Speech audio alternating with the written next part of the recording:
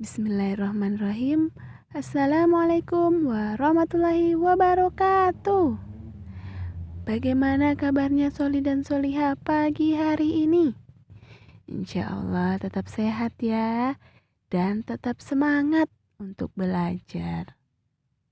Ya, hari ini bersama dengan Ustazah, kita belajar tematik, tema 2B, subtema 4, pembelajaran 4.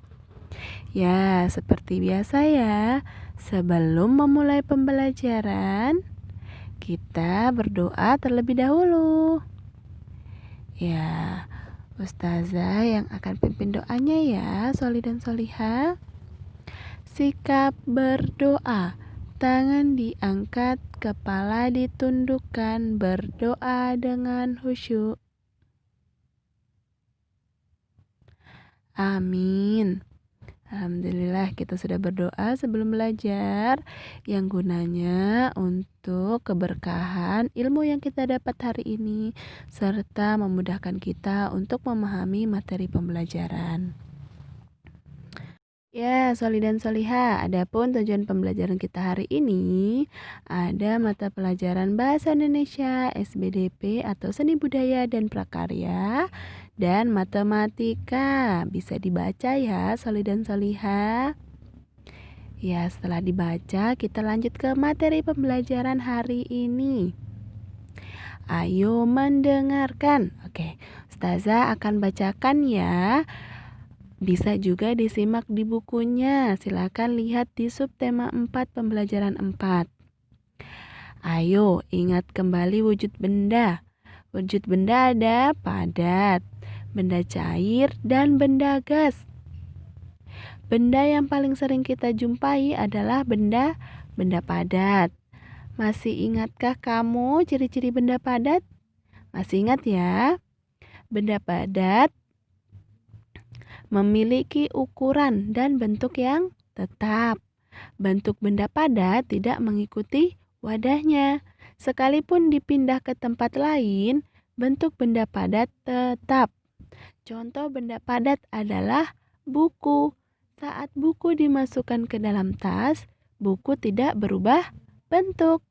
Begitupun saat buku diletakkan di atas meja, bentuknya juga tidak berubah.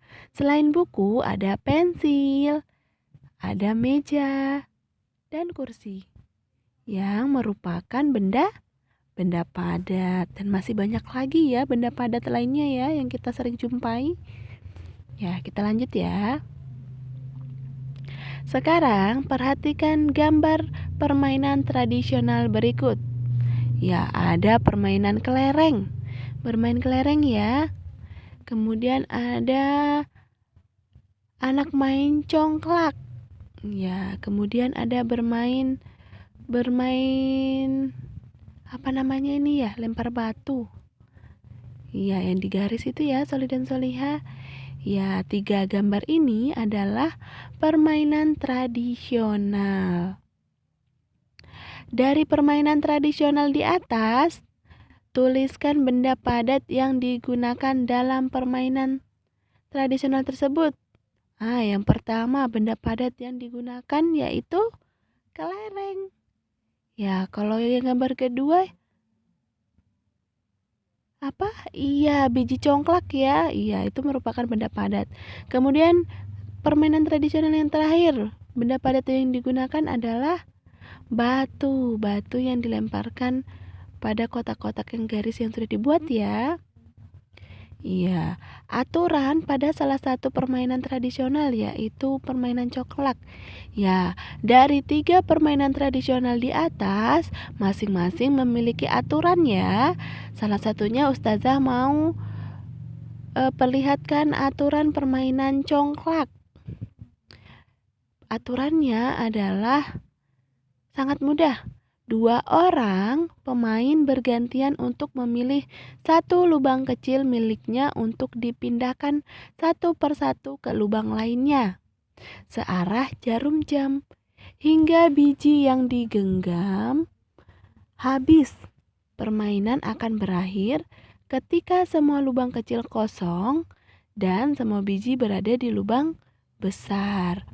Nah, lubang besar siapa yang paling banyak isi biji congklaknya, maka itulah pemenangnya. Seperti itu ya aturan mainnya. Oke, kita lanjut. Ayo berkarya. Ya, kelompok Nina diminta untuk membuat prakarya. Prakarya dibuat dari barang bekas. Nina dan teman-teman membuat prakarya dari kaleng bekas makanan. Kelompok Nina akan membuat tempat pensil. Tempat pensil akan dihiasi biji-bijian. Nah, berikut ini alat dan bahannya. Nah, cara membuat tempat pensil seperti yang Nina buat, yang pertama kita harus siapkan kaleng bekas makanan. Kemudian kertas HVS, lem, gunting, dan biji-bijian. Biji-bijian bisa biji jagung, biji kedelai, biji kacang hijau, dan biji-bijian yang lainnya ya. Nah, hati-hati menggunakan gunting ya, Soli dan Soliha. Gunakan gunting di bawah pengawasan ayah atau bunda.